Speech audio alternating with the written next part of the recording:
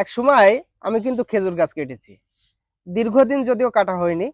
তো আজকে আমি আবার একটু নিজেই খেজুর গাছ কেটে দেখাবো, দেখি আমার সেই প্র্যাকটিসটা আছে কিনা। তো বিসমিল্লাহির রহমানির রহিম।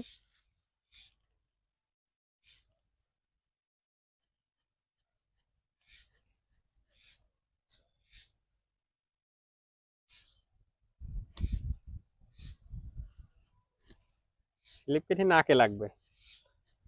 না আসলে দীর্ঘদিন তো প্র্যাকটিস নাই, সব জিনিসের তো একটা প্র্যাকটিস থাকা দরকার। কিন্তু আমি তো আসলে অনেকদিন প্র্যাকটিস করিনি। শুধু যে আমি এরকম চারা গাছ কেটেছি তা না, আমি কিন্তু বড় গাছে উঠে দড়া দিয়ে ঝুলে কিন্তু গাছ কাটেছি। দিন 8-9টা করে আমি কিন্তু গাছ কাটেছি। তো আসলে অনেকদিন কাটা হয়নি, একটু সমস্যা হতে পারে, কিন্তু তারপরেও একটু দেখছি যে আসলে কেমন হয়, রস আসে কিনা। তো মনে হচ্ছে একেবারে খারাপ হচ্ছে না, দেখি।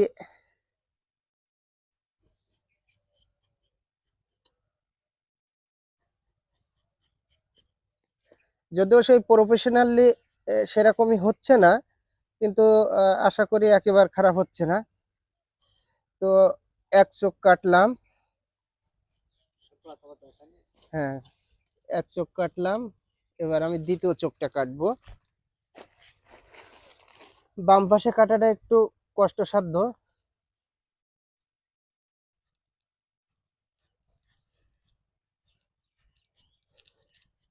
আমাদের মনি ভাই একজন এই এলাকার স্বনামধন্য গাছই, ইতিমধ্যে যিনি অনলাইনে কিন্তু ভাইরাল।